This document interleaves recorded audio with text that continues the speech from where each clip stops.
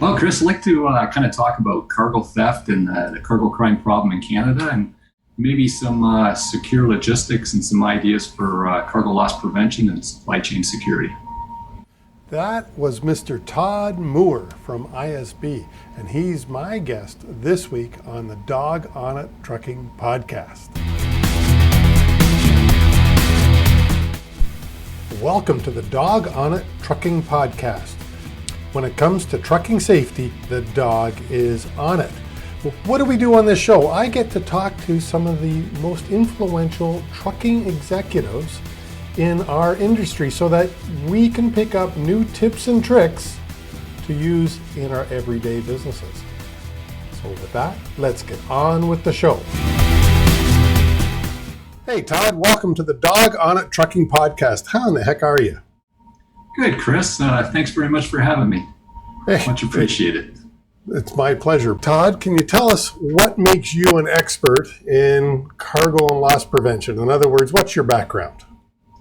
Well, currently, Chris, I'm the vice president with ISB Global Services, which is a company out of Milton. And there I run I oversee the cargo theft and specialty risk division. And that division is kind of focused on cargo theft mitigation. Prior to joining ISB Global Services about 20 months ago, I was with the Peel Regional Police. I was a detective there for 31 years and retired back in 2018.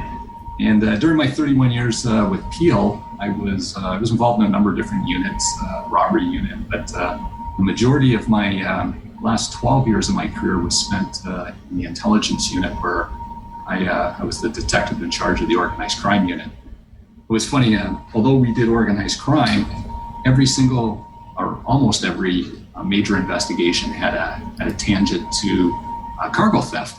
I became very intrigued in the whole cargo theft and cargo theft, kind of seed money that helps fund other criminal activities. Another thing too, Chris, while I was on the police department, for a number of years, 15, 16 years, I had my own robbery training business. And one of the things I got asked back in 2009, 2010 was to put together a robbery truck hijacking course. That was back when copper and cigarettes and computers there's a number of different violent truck hijacking courses or robbery incidents. So I put together a truck hijacking course, and I think after that I kind of got hooked on the whole cargo transport idea. Well, that's kind of cool. So you were years as a police officer, and then you were working in intelligence, and so you were exposed to some of the I think of it as being a cop. If you're a street cop, you're just kind of exposed to everybody in the general public and things aren't too bad. But in intelligence, I would imagine you're exposed to some of the worst of humanity. Well, yeah, intelligence is a pretty unique unit. A lot of covert investigation. So basically what we, in a nutshell, Chris, is what we would do is we would work with confidential informants and police agents, and we would infiltrate certain organized crime groups and try to dismantle and disrupt them. So, and like I said, it's most organized crime groups are in some way or fashion involved in cargo crime. So it's a very, very interesting job, but it was a real eye opener to kind of peel back the onion and see what a real problem it is. Yeah, and I know with my years at Old Republic Insurance Company, of course, I think that's where we first met, was at a symposium or something when I was still there. How long have you been at ISB now? Just under 2 years. Okay, so I met you long before 2 years ago. Yes. So I think prior to coming over, a number of different, we have met at different trucking events and security events, and Because obviously cargo theft is when I was with Old Republic and now that I'm, on my own, cargo theft is still a big deal. And well, where's the cargo theft capital of Canada? Well, that's a great question. It's unfortunately the Greater Toronto Area, more specifically Peel Region, and that's kind of the department that I spent my entire career with. But it's kind of funny if you look at cargo theft, Chris, and I'm pretty passionate about that, cargo theft and robbery. But if you look at cargo theft on a global scale, it's a worldwide problem. You look at the numbers in Europe and different methods of operation, but huge problem in Europe, huge problem in South Africa. Highest rates are in Brazil and South America. Mexico isn't so much, I like to call it cargo crime. In Mexico is not so much cargo theft, it's more truck hijacking. And then you look into US and Canada, there's basically 8 different hotspots. Those kind of 8 hotspots have been kind of prevalent for the last decade. And it's Los Angeles, it's Dallas, it's Miami, Atlanta, New Jersey, Chicago, and then Toronto. Ironically, if you look at some of the statistics, and I think you'll find this pretty interesting, 2 years ago, Canada actually had more cargo thefts. They had 621 cargo thefts in 2018. And by comparison, in the US, they had 591. Yeah. And if you broke those numbers down, 341 of those cargo thefts took place in the region of Peel. And that's just absolutely mind-boggling. And even to peel the onion back a little further, if you look at the population of Peel, it's 1.3 million. The next highest area in North America for cargo theft was California, and they had 208 incidents. So you look at the population of California, they have 40 million people. So 40 million people compared to 1.3 million. It's a massive, massive problem in the Greater Toronto Area. And it's one of those crimes that's been flying under the radar for a number of years. And I'll be honest with you, I just think no one's really taken ownership to kind of fix the problem. The police are doing the best they can, but the problem's fixable. I think somebody's got to pick up the ball and run. Well, it certainly is fixable. Nobody's paying attention to it. I would agree with that statement. And of course, we're doing this interview, and politically right now, there's an awful lot of calls for defunding of the police. And I don't want to go down a political thing, but right now, if nobody's paying attention to cargo crime, and you alluded to it, but I want you to expand on it. You said that when you're in intelligence, that cargo crime helps feed other stuff. So why should we, the public, care about cargo crime? Nobody gets hurt when a tractor trailer is stolen with a load of diapers on it. And that is the public perception, Chris. I think the public perception is they don't understand the scope of the problem, number one. I think the public doesn't understand the ripple effect of what the problem is, because eventually we all pay for those cargo thefts and the losses. And thirdly, I think the public just doesn't understand the criminal element that's involved. So yes, it is organized crime. So if I steal a load and I make $130,000 off a stolen load of diapers or detergent, I turn around, I take that $130,000, and now I invest that in importing keys of cocaine, and that commodity now has a value 10 times more than what the cargo theft was. So it's a money-making machine. If organized crime groups can 3, 4, maybe 5 times their money based on what the stolen commodity was. And I'll be honest with you, when you look at the numbers, they're mind-boggling. But it's a crime that's not going to go away, because, to your point, it is a property crime. People think of it as more of an insurance problem, but it's low risk, high reward. That's the term you always hear about cargo theft. And I'll be honest with you, unless you have a horrendous criminal record, because it's a property offense, you're probably not going to go to jail time. So it's kind of a win-win for that. Yeah, and I mean, again, when I look at Old Republic, when I worked there, nobody got punished if they got caught for stealing a load. As you said, risk reward. There's a lot of reward, unfortunately. Yeah. And I think too, Chris, is with our laws too, with possession of stolen property, there's certain elements that the police have to prove. I have to prove that you had control of that property. I have to prove that you had knowledge that it was stolen. So there's a lot of factors. Willful blindness plays into it. Just to go back to your point about defunding the police, and it's funny because right now, if you look in the U.S. and how the U.S. numbers have actually decreased the last 4 or 5 years, pilfering has gone up, but cargo thefts have decreased. And I think they've done a really, really good job. Those 8 hotspots that I talked about, or the 7 hotspots in the U.S., over half of those have their own cargo theft task force. So they're local, state, and federal police agencies all working together in conjunction with the National Insurance Crime Bureau. That's kind of helping fund some of these projects. And what they're doing is they're disrupting, dismantling these groups. They're working them. They know which theft groups are active and crossing certain states. And they've done a really good job tackling the problem. If you look in Canada, there's only 2 police agencies in Canada that actually have dedicated cargo theft units, and that would be Peel Region and York Region, York Regional Police. Great officers, but once again, because it's property crime, they don't have the budgets to run the sophisticated investigations. And I've always laughed. I said the public deems it a property offense, but it's more of an organized crime problem. And I think if you want to eradicate cargo theft, what I think the solution is from a policing perspective is you have kind of a joint force task force in the Greater Toronto area, whether that's funded with the assistance of the insurance companies. And what they do is they tackle certain groups, because there's not that many groups in the Greater Toronto area, but the groups that are involved are very active.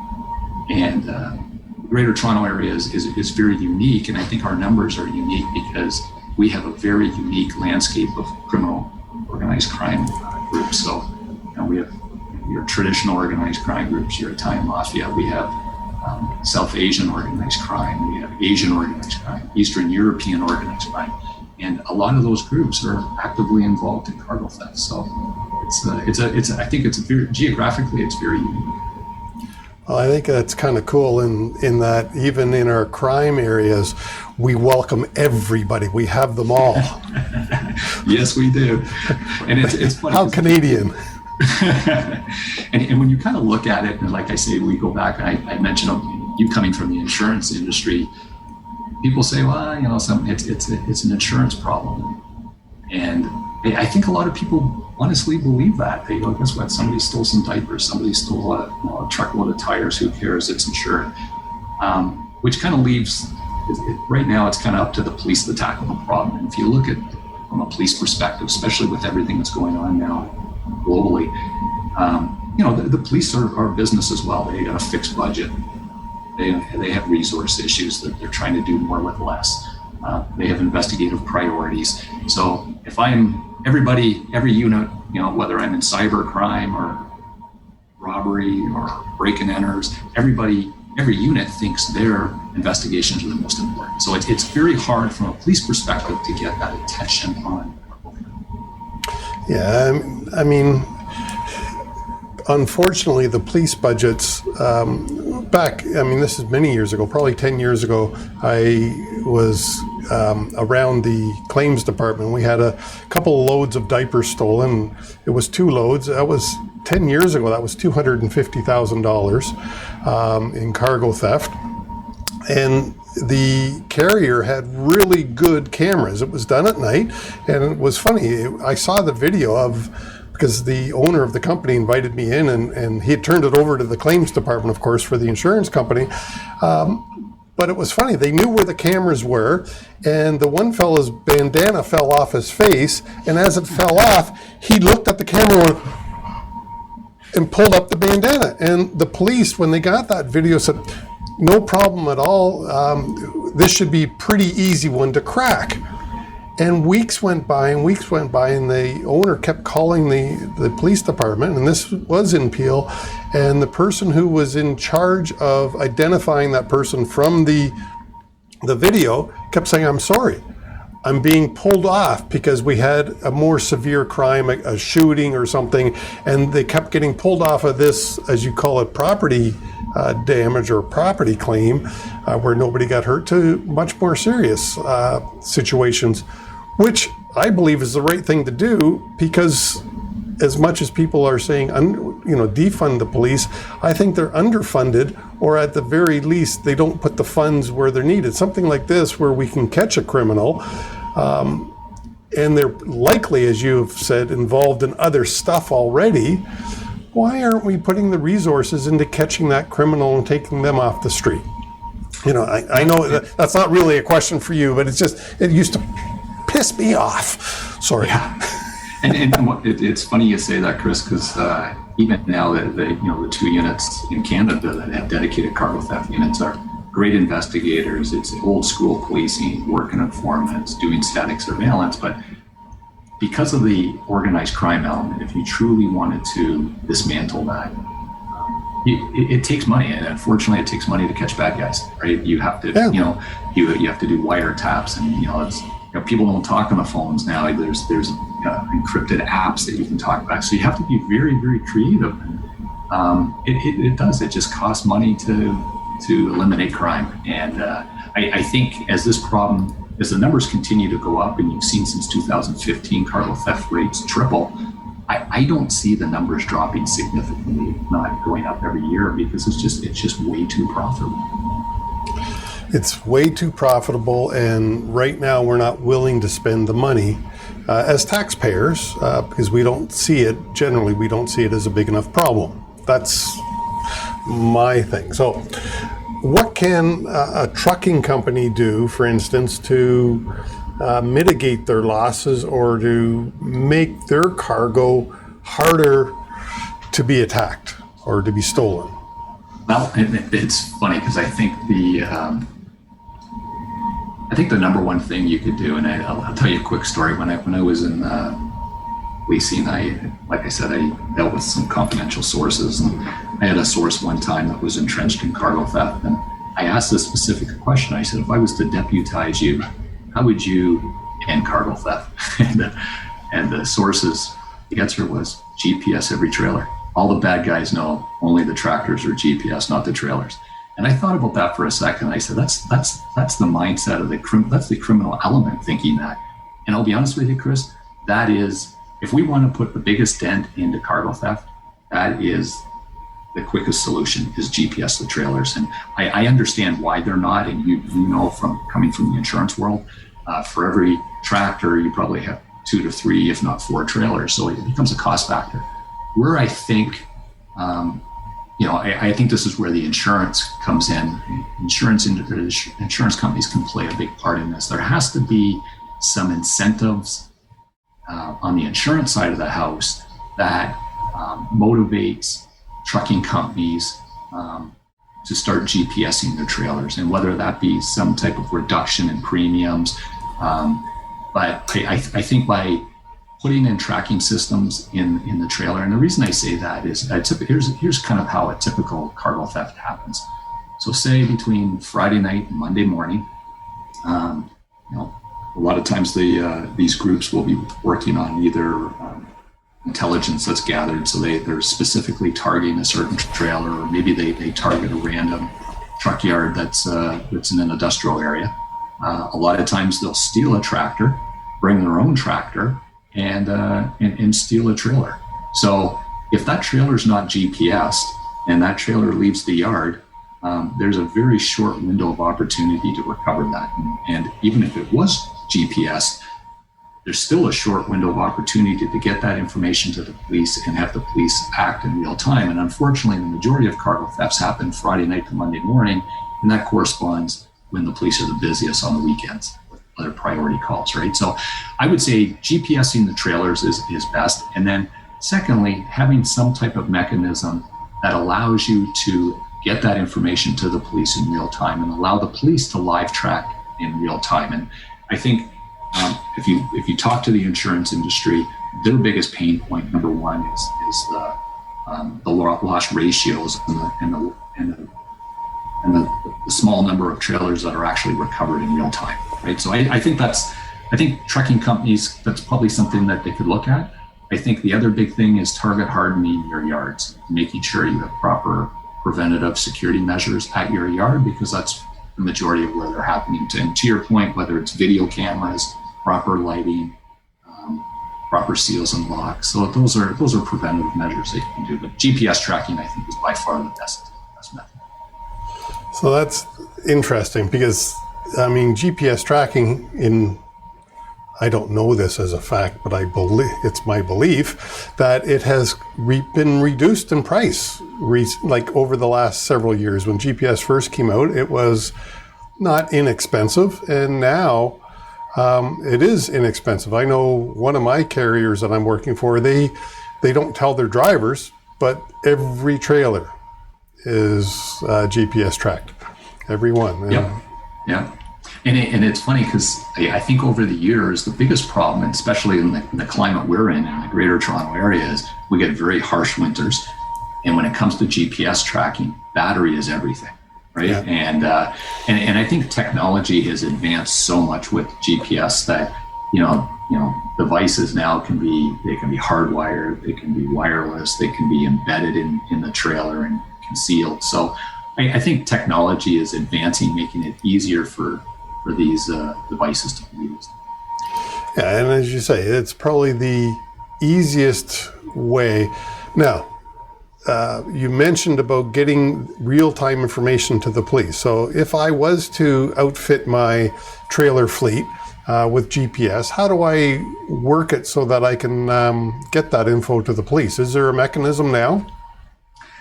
Well, that's a funny question, Chris. So when I came over to ISB and I built our Pulse cargo loss prevention supply chain security program, one of the things, so it was designed for three reasons actually, to kind of assist insurance companies with reduce their cargo losses and claims and loss ratio, kind of assist the police with, or assist insurance or transportation companies with kind of a best-in-class security program. And the third was to provide police with the necessary tools that they need to do their job better and recover more load. So right now, how it kind of works is if there's a breach of the geofence, there'll be a trucking company. Usually the fleet manager will get an alert.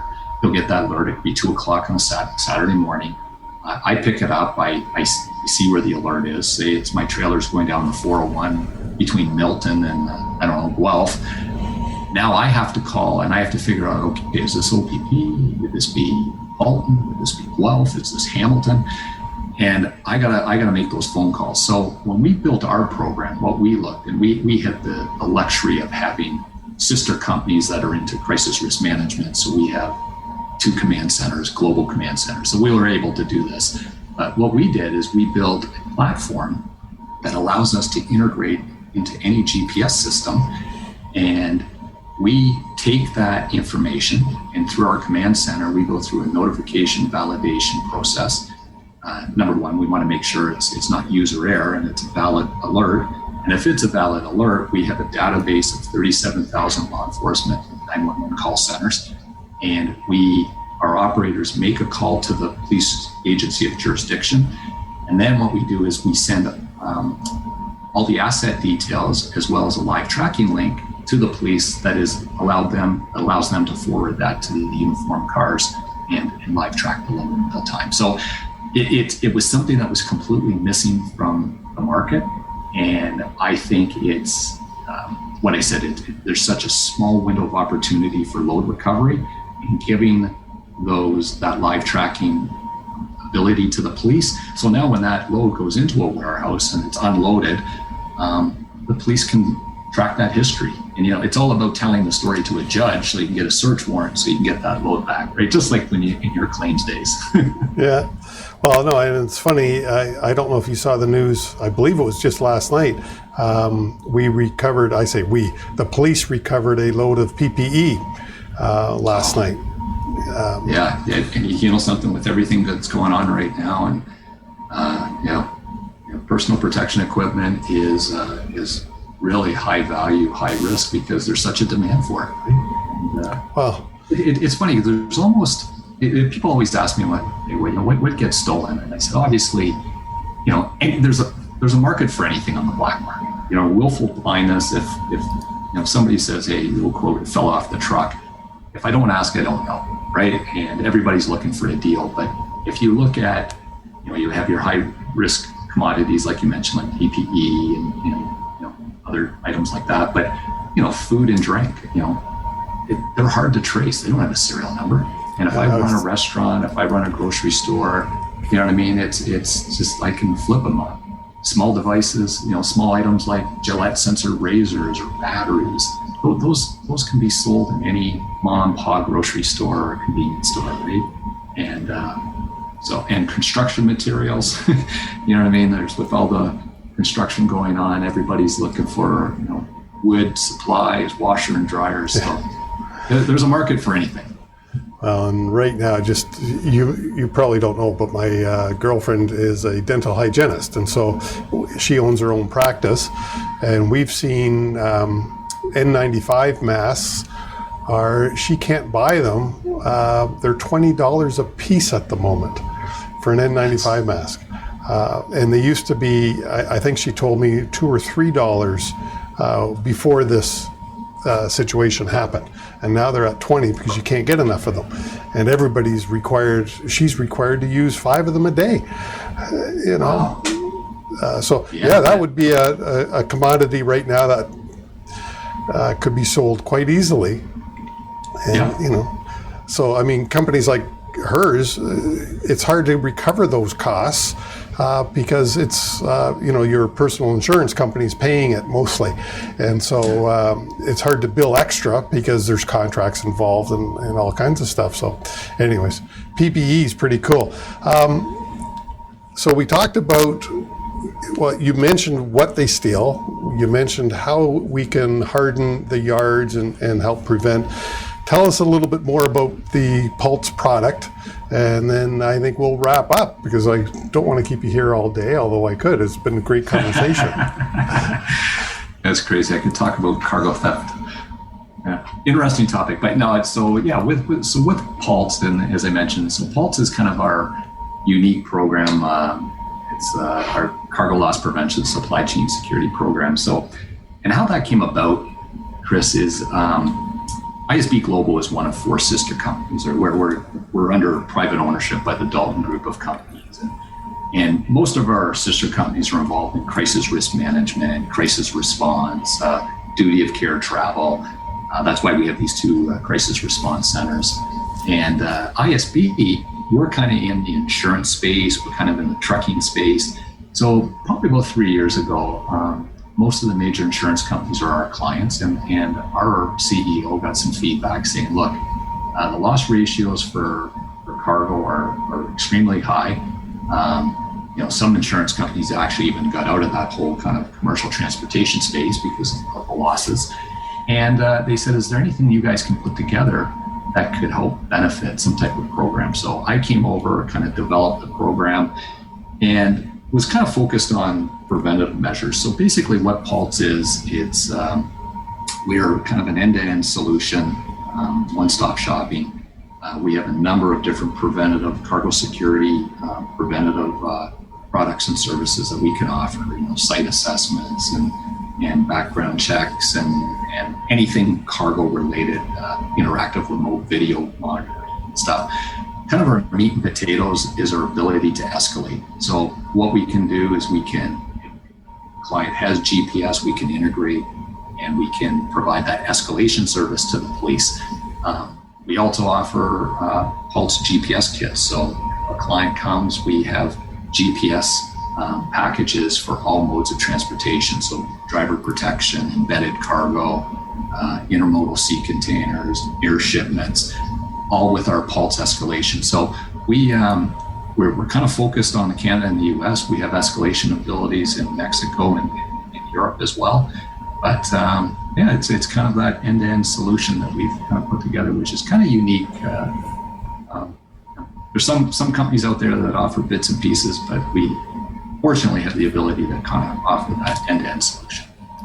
So the client that uses that product are the insurance companies.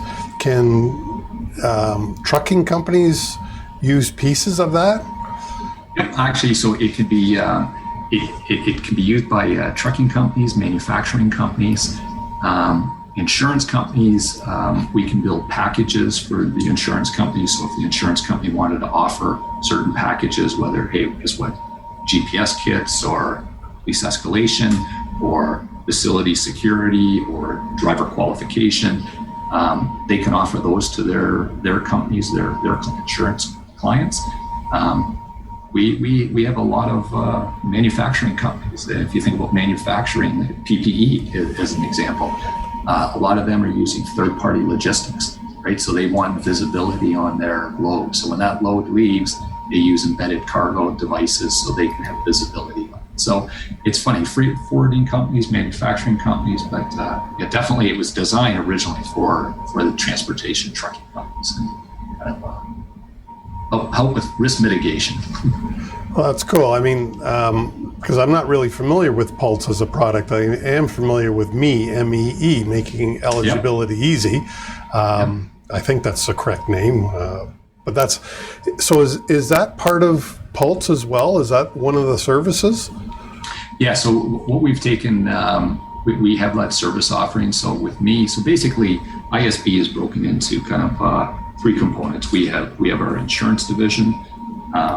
We have me making eligibility easy, which is a driver qualification and onboarding drivers with abstracts and CVORs and criminal checks. We have employee background screening, which is a big division of ours, which we do all the employee background and criminal checks for rideshare companies and contractors. And then we have Pulse with just the cargo component. But me and Pulse are very, they're integrated. Right? So we offer, as part of Pulse, we offer some of these services. That's cool. I'd say I didn't know ISB had so many different offerings. Never mind that they're part of a much larger conglomerate. I knew that you were one division, but not quite so large. Yeah, we're our companies. We have 4 companies. We're in Canada, U.S., Mexico, Brazil, and South Africa. South Africa, that'd be cool. I want to go there one day. Cape Town, South Africa. I guess I got to speak to the president of ISB and see if he can hire me and send me down to South Africa, because I don't think I'll be able to afford to go on a vacation there. But anything else? Is there anything else that we need to talk about before we wrap this up? No, you know something, Chris, that was a great discussion, and like I said, I think at the end of the day, you come from the insurance world, so you know kind of the ripple effect of how deep the problem is for cargo theft. I come from the police world, so I saw it firsthand. I think we just have to somehow bring awareness to the problem, and then kind of work together. And like I said, we.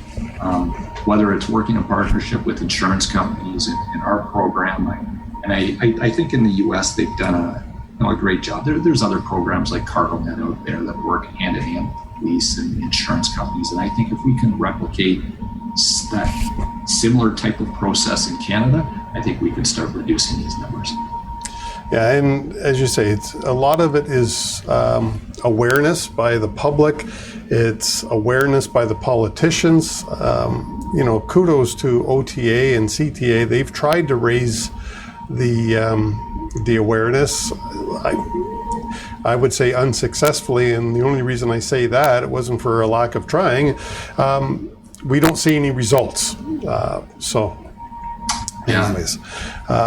It is great. So if the carriers who are listening can harden their yards, lock the damn trailers. You mentioned that thefts take place mostly on the weekends, Friday to Monday, you said, when the police are the busiest, doing other stuff.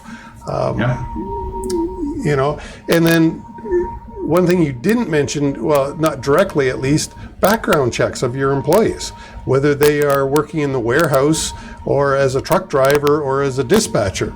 And that's an absolutely great point. I'm glad you brought that up, Chris. If you look, it was funny. We did a survey probably about 6-7 months ago, and it was funny. Most trucking companies, I think it was 100%, were actually screening their drivers with criminal checks. But if you look at cargo theft, anybody who touches that product along the supply chain security or supply chain should be checked. If you look in warehouses and distribution centers, It was funny, I was at the Texas Cargo Summit a couple years ago, and one of the speakers there was talking about the corruption within the warehouse, and the majority of it was at the supervisory level, where they had their own little crews, they had access to the manifest, the bill of ladings, and it was pilferaging. So they were taking half a skid here, half a skid there. And I think it's very important not just to focus on the driver, but anybody who's in that warehouse who's touching product, you need to know who's coming in your door and vet those people, and you have to do it on an annual basis. So that's a great point. Sorry, you have to do it how often? I would say at least annually, once a year. You know what I mean? Depending on your turnover rate, if you have a high turnover rate, probably twice a year at least, right? So. Yeah, and that's something many companies, I don't believe, do. They might do a criminal record background check when they first hire the person, but I don't know of many that revisit that issue. Yeah, and the reason I say that too, Chris, is in the world of policing, we used to go out and we used to recruit people that we thought could be valuable to a police investigation. Organized crime does the exact same thing. They recruit people in trucking companies, whether it be dispatchers, supervisors, people that have access to information, right? And unfortunately, some people can fall on the wrong side of the coin. And maybe I'm into gambling and I have a gambling debt. Part of my debt, I have to pay this off and provide information, or maybe I have a substance abuse issue. And so I think it's important to make sure, know who's working in your facility. And another thing we have too as part of our Pulse program is we have a cargo theft tip line, and that was designed almost like a Crime Stoppers tip line. And I'm thinking, if you had a loss within your organization, you put it out, 99% of your employees are good people, but having the ability and having your employees having a vehicle that they can anonymously report information, I think you're going to get decent information back, right? And we all know, we've all worked with people that might be shady, and you know they're shady. So I think if you give them that vehicle, that the ability to report that information, that can help too. So that was another thing we implemented as well, as kind of that ability to internal hotline. So I didn't even know about that. So, is that available for all trucking companies to use? Yep. So as part of our Pulse escalation, what you get, we get the 24-hour, 24/7 monitoring of the cargo alerts, the escalation to the police. We also get a 24/7 cargo theft tip line that's manned by our monitoring center, and you also get all their drivers get online truck hijacking. All part of the Pulse escalation package. That's cool. Look, Todd, I think that's a great way to end it. Thanks so much for being on the Dog on It Trucking podcast. I appreciate your time. Thanks so much, Chris. Thanks for having me, and stay safe. I hope you loved the show as much as I did. Please leave us a like, a thumbs up, a review, a comment, a rating if it is in your heart. Thank you so much. And I do really appreciate your time. And join us again next week for another exciting interview.